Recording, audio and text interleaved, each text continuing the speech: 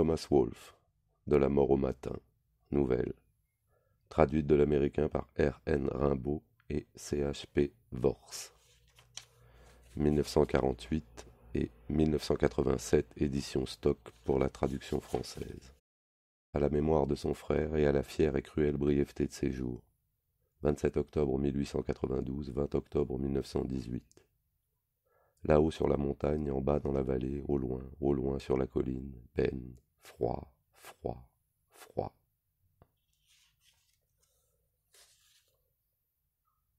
Point de porte. C'est extraordinaire avec quel chaleureux enthousiasme des gens à leur aise qui, de toute leur vie, n'ont jamais été seuls, peuvent vous féliciter de jouir de la solitude. Je sais de quoi je parle. J'ai été bien souvent seul au cours de ma vie, plus que n'importe qui de ma connaissance. Et j'ai également fréquenté pendant quelque temps certains de ces hommes aisés. Leur désir passionné de vie solitaire est quelque chose d'ahurissant. Le soir, ils se font conduire les uns à leur belle maison de campagne où les attendent impatiemment leurs femmes et leurs enfants, les autres à leur somptueux appartement de la ville, dans lequel leur délicieuse épouse ou leur ravissante maîtresse les accueille avec un tendre sourire, un corps oint, parfumé, séducteur, et les étreintes de l'amour. Et tout cela n'est qu'une poignée de poussière et de cendres froides, un infime résidu. Quelquefois, l'un d'entre eux vous invite à dîner. Votre hôte est un aimable monsieur de 46 ans, avec une discrète calvitie, un embonpoint de bonne aloi, un air de prospérité, mais sans rien de grossier ni de sensuel. En somme, un millionnaire fort présentable. Ses traits, bien que lourds et empâtés, sont empreints d'intelligence et de sensibilité. Ses manières sont courtoises, légèrement réticentes.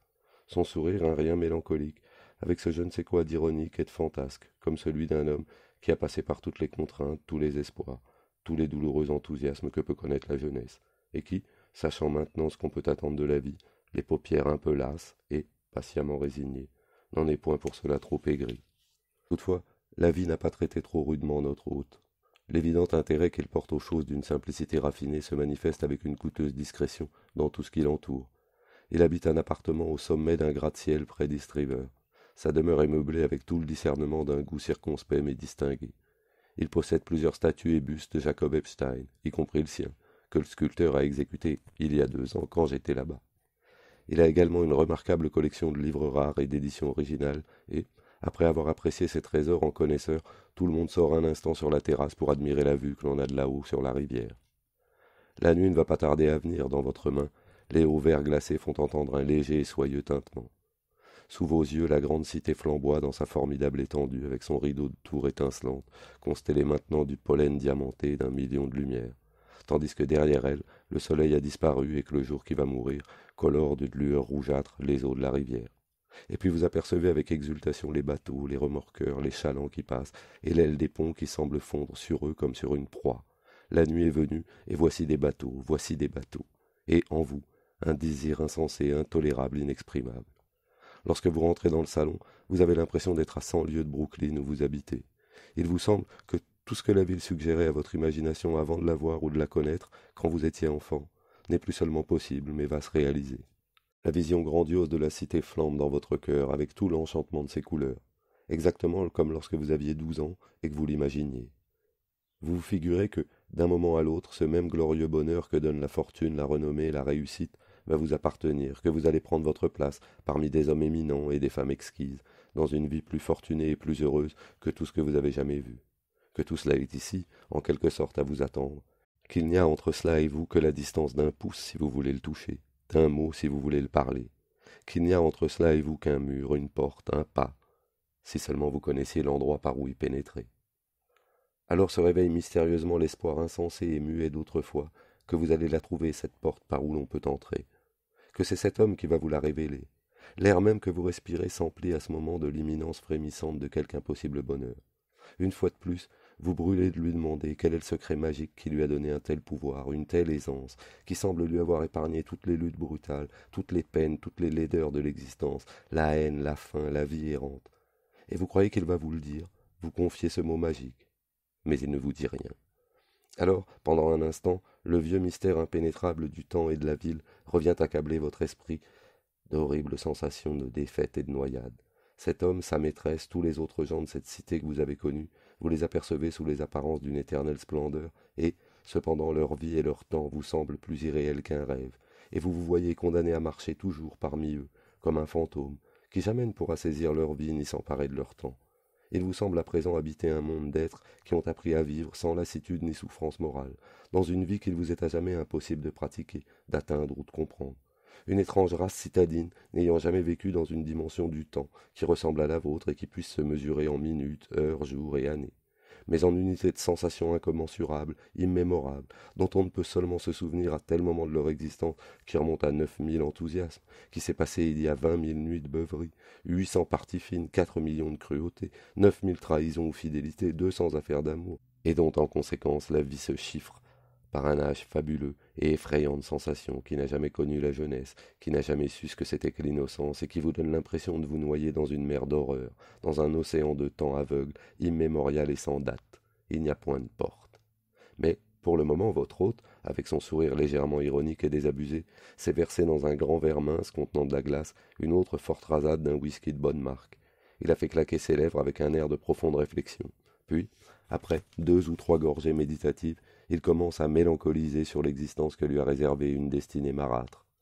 Tandis que sa maîtresse, gracieusement assise sur le bord moelleux d'un siège capitonné, lui passe gentiment ses doigts frais et délicats sur ses sourcils froncés, et que son valet de chambre, Ponsonby ou Cato, est tranquillement en train d'étaler ses affaires pour le dîner, il fixe devant lui un sombre regard et, avec un sourire blasé, vous félicite de la chance providentielle qui vous permet d'habiter dans le quartier arménien de Brooklyn Sud.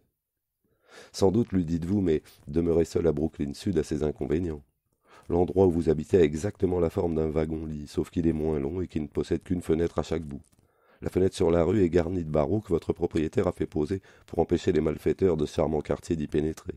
En hiver, le lieu est glacial et obscur. Il sue une eau visqueuse. En été, c'est vous-même qui assumez toute la charge de suer, et vous vous en acquittez avec surabondance. Tout assez pour le reste des mortels. Il y fait une chaleur infernale. De plus, et c'est vraiment ici que vous commencez à vous enthousiasmer pour votre sujet, quand vous vous levez le matin, le suave parfum du vieux canal Gowanus pénètre dans vos narines, dans votre bouche, dans vos poumons, dans tout ce que vous dites, faites ou pensez. Ce n'est, lui dites-vous, qu'une puanteur unique, énorme, gigantesque, une symphonie olfactive, un interminable point d'orgue d'une effarante odeur artistement combinée, condensée, composée, de 97 putréfactions différentes, et avec une exaltation profonde et grandissante, vous les lui nommez toutes. Il y a, entre, précisez-vous, le relent de la colle fondue et du caoutchouc brûlé. Il y a aussi le parfum des charognes, de chats crevés, l'arôme des choux, des tomates pourries, des œufs préhistoriques, les effluves de chiffons brûlés et de carne en putréfaction, mélangés au baume d'un cheval d'équarrissage, maintenant défunt, de la peau d'une moufette et des puanteurs infectes d'un cloaque stagnant. Il y a également... Mais, à cet instant, votre hôte rejette la tête en arrière. Une expression de ravissement se lit sur son visage.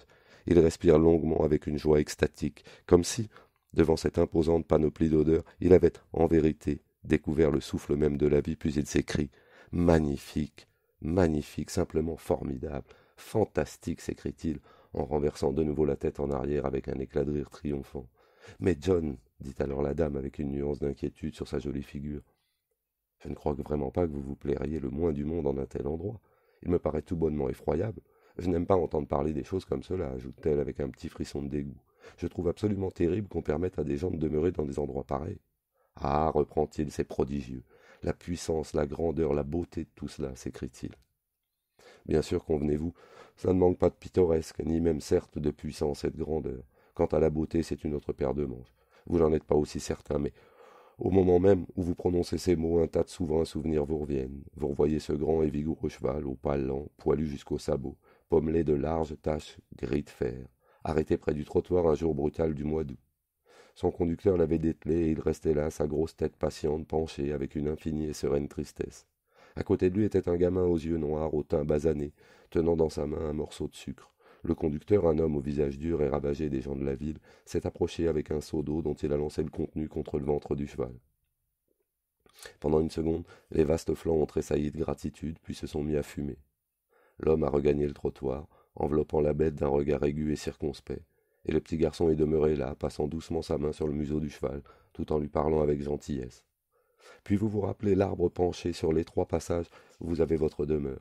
Cette année-là, il avait recommencé de vivre, et, jour après jour, vous le regardiez entrer dans la gloire éphémère de sa jeune et magique verdure. Vous vous rappelez aussi une rue couleur de sang et de rouille, le long de l'eau, avec sa vie nue et brutale, son agglomération de bicoques, de locatis, de taudis, et d'énormes quais sales, sa laideur et sa beauté inexprimables. Et vous vous souvenez qu'un jour, au coucher du soleil, vous êtes passé par cette rue, et que pendant un instant, vous avez vu toutes les couleurs du soleil et du port flamboyer, respirer, se muer en un fourmillement d'atomes, en un tissu iridescent de lumière et de couleurs contre le flanc étincelant d'un noble vaisseau blanc.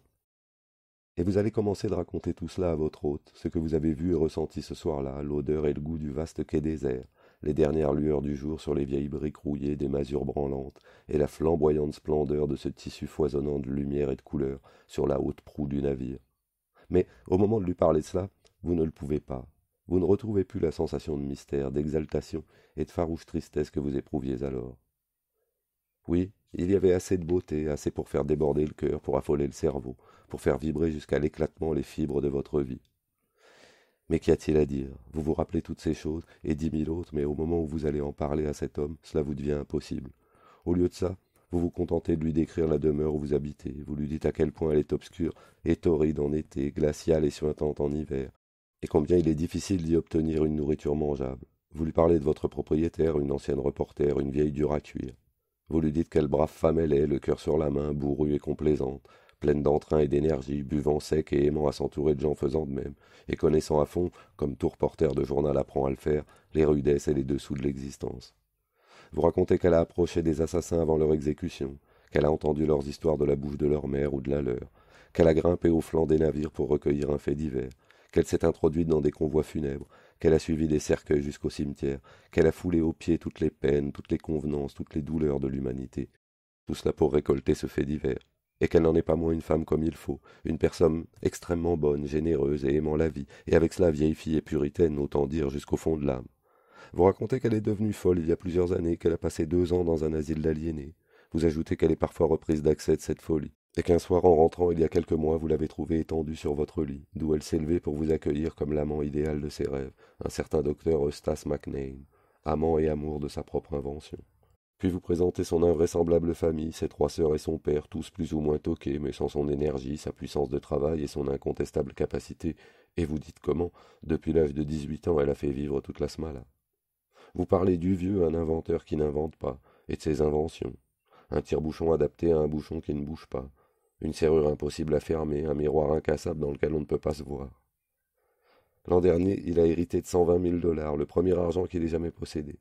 Il les a placés sans tarder à Wall Street, où sans tarder on les lui a raflés. Et pendant ce temps-là, il envoyait sa femme et ses filles en Europe dans l'appartement pour jeunes mariés d'un somptueux transat, et lorsqu'elles annonçaient leur intention de rentrer, il leur câblait: continuez jusqu'à Rome, mes enfants, continuez, continuez. Votre papa est en train de gagner des millions. Oui, je pourrais raconter à mon hôte tout cela et nombre d'autres choses encore sur cette famille invraisemblable, toquée, fantastique, mais au grand cœur, que j'avais découverte dans une ruelle sordide de Brooklyn. Je pouvais lui raconter 100 autres choses sur les gens qui m'entouraient, des Arméniens, des Espagnols, des Irlandais de cette ruelle, qui, les jours de semaine, une fois rentrés chez eux, tournaient le bouton de la radio au point que tout le quartier gueulait, à la fois 100 airs différents, et qui, le samedi soir, une fois rentrés chez eux, se saoulaient et battaient leurs femmes. Tout le cours et les incidents de leur vie intime, claironnés sans vergogne par les 100 fenêtres ouvertes avec des rires, des éclats de voix, des hurlements et des injures. Je pouvais lui dire comment ils se battaient, se saoulaient, assassinaient, pratiquaient la tire et la cambriole, le chantage, la prostitution, le rapt et le meurtre. Tout cela faisait partie du cours régulier et officiel de leur existence, ce qui ne les empêchait point de hurler à la pudeur outragée, de se plaindre à la police et d'envoyer une délégation à notre propriétaire quand son jeune neveu s'étendait pendant 1 heure, vêtu seulement de son caleçon de bain, sur la plaque de gazon de notre arrière-cour. Vous avez exhibé un homme tout nu chez vous, déclarait-il sur le mot chuchoté d'une réprobation accusatrice. Oui, nous autres, mon bon monsieur, vous qui aimez tant l'ironie, nous autres, le vieux Whittaker, Maud la folle, sa fille aînée, qui grognait pour une soucoupe cassée et qui ensuite vous bourrait de plantureux petits déjeuners, qui d'avril à août arrosait patiemment les 20 pieds carrés de l'arrière-cour jusqu'à ce que le gazon fût devenu magnifique, et puis lâchait une douzaine de gamins maigres, hâlés, à moitié nus, pour le piétiner et en faire en 20 minutes un cloaque bourbeux, tandis qu'elles douchaient avec le tuyau d'arrosage leur petit corps crasseux. Nous autres, ce vieillard, ses filles et son petit-fils, 3 employés de banque, un dessinateur, 2 jeunes types qui travaillaient pour les journaux de Hearst, et moi-même, nous autres, mon bon monsieur, qui, de temps en temps, Amenions une fille dans notre chambre, qui nous saoulions et qui versions des larmes en nous accusant de mener une existence méprisable et pécheresse, qui lisions Shakespeare, Milton, Whitman, Donne, la Bible et les articles sportifs, nous autres, les jeunes, les écervelés, les vieux, les toqués, les détraqués que nous étions, mais qui n'avions jamais assassiné, volé ou flanqué de raclée à une femme, nous autres qui étions des gens assez comme il faut, assez sociables, assez généreux, au train où va le monde, nous étions les parias de Balcony Square, ainsi nommés parce qu'il n'y a ni balcon ni square, mais pour tout potage une étroite ruelle. Oui, les suspects, c'était nous. On nous soupçonnait d'être des ennemis de l'ordre et de la morale publique, les compères sans vergogne d'une infamie déclarée et indécente, et nos voisins nous regardaient avec toute la vibrante réprobation de leurs yeux méfiants, tandis qu'ils battaient leurs femmes comme de tendres maris, se coupaient mutuellement la gorge avec une fierté civique, et vaquaient à leurs honorables besognes de meurtre, de vol et de viol, en citoyens respectables qu'ils étaient. Entre-temps, on assassina un homme, il fut trouvé le crâne fracassé sur les marches d'un immeuble, à 3 portes de chez moi. Puis une nuit, vers 2 heures, une femme saoule était descendue d'une auto en proférant contre son compagnon des invectives que tout le voisinage put entendre. Tu vas me payer, grand salaud, gueulait-elle. Tu vas me payer tout de suite. Donne-moi mes 3 $ ou je rentre à la maison dire à mon mari de te rosser jusqu'à ce que tu casques. Tâche d'être convenable, dit l'homme sur un ton plus bas. Je te paierai quand tu te conduiras comme il faut. Conduis-toi convenablement, répéta-t-il avec une touchante dévotion aux règles du savoir-vivre. Et cela avait duré jusqu'à ce qu'il mit son moteur en marche et démarra à toute vitesse, la laissant errer dans la ruelle pendant des heures, à vociférer et à pleurnicher avec d'ignobles injures, appelant la vengeance de son mari contre le cavalier servant qui lui avait à ce point manqué de respect. Invectif qui avait continué sans interruption jusqu'au moment où 3 jeunes voyous présomptueux avaient profité de l'occasion pour la dévaliser. Ils passèrent devant ma fenêtre en courant dans la nuit. L'un froussard et réticent qui disait « Bon Dieu, je suis malade, je me sens pas bien. Attendez une minute, vous les potes, allez-y et faites le boulot vous-même. Même faut une tasse de café. » Et les autres grognaient furieusement « Arrive, arrive, sacré cochon, si tu ne viens pas, on te casse la gueule. » Et ils s'étaient éloignés, détalant dans l'obscurité de toute la vitesse de leurs pieds agiles, tandis que les hurlements forcenés de la femme saoule parvenaient affaiblis de l'autre bout de la ruelle, puis cessaient tout à fait. Cette sauvage histoire a enchanté votre hôte. Il se frappe le front avec ravissement. Oh, s'écrie-t-il, magnifique, magnifique. Quel vénard vous êtes. Si j'étais à votre place, je serais l'homme le plus heureux du monde. Vous jetez un regard autour de vous et vous ne répondez rien. Être libre, s'écrie-t-il. Aller où bon vous semble, voir des choses comme cela. Vivre parmi des hommes qui soient des hommes. Voir la vie telle qu'elle est, au naturel, la vie vraie, pas comme celle-ci, ajoute-t-il avec un coup d'œil désabusé à tout le suave décor qui l'entoure. Et par-dessus tout, être seul. Vous lui demandez s'il l'a jamais été, s'il sait ce que c'est la solitude. Vous essayez de la lui expliquer, mais cela aussi il le sait. Il a un faible sourire plein d'ironie et il vous rabat le caquet, à vous et à votre solitude, avec la condescendance que professe à l'égard de la jeunesse un homme sage et désabusé. Je sais, soupire-t-il. Mais nous sommes tous des solitaires et après tout, mon garçon, la vraie solitude pour la plupart d'entre nous, c'est ici qu'elle est. Et il frappe un peu à gauche du 3e bouton de sa chemise à l'endroit présumé de son cœur. Mais vous, libre, jeune, sans entrave, avec le monde entier à explorer. Vous avez une vie épatante. Sapristi, je me demande ce qu'un homme pourrait désirer de plus. Sans doute, que répondra cela? Pendant un instant, le sang vous afflue aux tempes, une réplique cinglante monte, âpre et amère, à vos lèvres, et vous sentez que vous auriez bien des choses à lui rétorquer. Vous pourriez lui dire, si vous n'étiez courtois et délicat, qu'il y a en plus de cela un sacré tas de choses qu'un homme désire. La bonne chair, d'excellents camarades, le confort, l'aisance, la sécurité, une charmante femme comme celle qui est assise en ce moment à côté de lui, et la fin de la solitude. Mais qu'est-il possible de dire? Car vous êtes ce que vous êtes, vous savez ce que vous savez, et il n'y a pas de mots pour exprimer ce qu'est la solitude, la noire, la douloureuse solitude, qui ronge la nuit, les racines du silence. Alors, qu'y a-t-il à dire? Il y a eu assez de vie et de puissance, assez de grandeur et de joie, et il y a eu assez de beauté, et Dieu sait qu'il y a eu assez de saleté, d'ordure, de misère, de folie et de désespoir, assez de meurtre, de cruauté et de haine, et assez de solitude pour rassasier vos entrailles d'une morne horreur et pour empreindre vos lèvres de sa dure et âcre saveur de désolation. Eh oui, il y a eu assez de temps, même à Brooklyn, il y a assez de temps étrange, obscur, secret, assez de temps mystérieux aux millions de visages, qui coulent constamment devant vous comme un fleuve, même dans les sous-sols de Brooklyn, il y a assez de temps, mais quand vous essayez d'en parler à cet homme, vous ne le pouvez pas, car qu'y a-t-il à dire? Et soudain, vous vous rappelez de quelle poignante façon tombe la lumière du soir, même sur cette énorme jungle couleur de rouille que l'on appelle Brooklyn, et sur les visages des hommes aux yeux morts, aux chairs semblables à un suif grisâtre, et la manière dont, même à Brooklyn, ils se penchent le soir sur leur bord des fenêtres dans cette paisible et mélancolique lumière. Et vous vous rappelez qu'un soir, vous vous étiez couché dans votre sous-sol de Brooklyn et que vous écoutiez les bruits crépusculaires et les chants expirants des oiseaux dans votre arbre. Et vous vous souvenez que 2 fenêtres se sont ouvertes et que vous avez entendu 2 voix, celle d'une femme et celle d'un homme, qui se sont mises à parler dans cette harmonieuse et tragique lumière. Et voici que vous revient le souvenir de leurs paroles, comme le refrain obsédant de quelques vieilles airs, telles qu'on les entendit et qu'elles se perdirent dans Brooklyn. Vous deviez être en voyage, a dit l'une des voix dans cette mélancolique lumière. Oui, j'étais en voyage, je viens de rentrer, a répondu l'autre, sans blague. C'est bien ce que je me disais, a repris la première. Je me disais que vous deviez être en voyage. Oui, j'étais en vacances, je viens de rentrer. Sans blague. C'est ce que je pensais. Je me disais justement l'autre jour que ça faisait quelque temps que je vous avais pas vu. Je me figure qu'elle doit être en voyage, que je me disais. Et puis pendant quelques secondes, il y eut un silence troublé seulement par les chants alanguis des oiseaux, d'autres voix dans la rue, des bruits atténués, des bribes de cris et d'appels, et je ne sais quoi de diffus et de lointain, qui emplissaient l'air du soir d'un immense murmure. Alors quoi de neuf depuis mon départ, a repris la voix dans la sérénité, dans l'infinie douceur de la lumière. Est-il arrivé quelque chose depuis que je suis parti? Non, rien, a dit l'autre voix, tout a été comme d'habitude. Savez-vous, a-t-elle dit avec une perplexité évasive, invitant à suppléer par l'intuition au labeur superflu de paroles vides d'intérêt. Oui, je sais, a répondu l'autre, avec un paisible détachement. Puis le silence est retombé sur Brooklyn. Je crois que c'est depuis votre départ que l'abbé Grogan est mort, a repris la voix. Oh, pas possible, a répondu l'autre avec une indifférence polie. C'est comme je vous dis. Et pendant un instant d'attente, les voix sont restées suspendues dans un puissant silence. Mince, c'est triste tout de même. Oui, on ne l'a trouvé que le lendemain, à 10 heures. Quand on est allé voir ce qu'il devenait, on l'a trouvé étendu par terre dans la salle de bain. Oh, vraiment? Oui, on l'a trouvé étendu par terre, a dit la voix. Puis, pendant un instant encore, les voix sont restées en suspens dans le silence. Eh oui, c'est triste. Je crois que j'étais en voyage quand tout ça est arrivé. Oui, vous deviez être en voyage. C'est ça, je pense. Je devais être en voyage. Autrement, je l'aurais appris, j'étais absente. Alors au revoir, ma petite. À bientôt. Au revoir.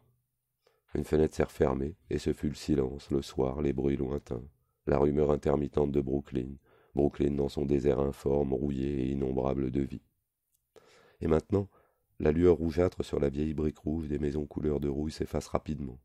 Il y a des voix dans l'air, de la musique quelque part, et nous gisons là, aveugles atomes, dans nos sous-sols, atomes incolores et muets dans le désert fourmillant du monde, et nous passons inaperçus, nos noms sont oubliés. Nos intelligences s'effondrent comme un terrain miné, tandis que nous restons là étendus dans le soir et que le fleuve continue de rouler. Et le temps noir nous ronge les entrailles comme un vautour. Nous nous savons perdus et nous ne pouvons bouger. Et là, il y a des bateaux, il y a des bateaux. Et mon Dieu, nous sommes tous en train de mourir dans les ténèbres. Et vous deviez être en voyage, vous deviez être en voyage. Et c'est une parcelle du temps obscur, un des aspects obscurs du temps, aux millions de visages.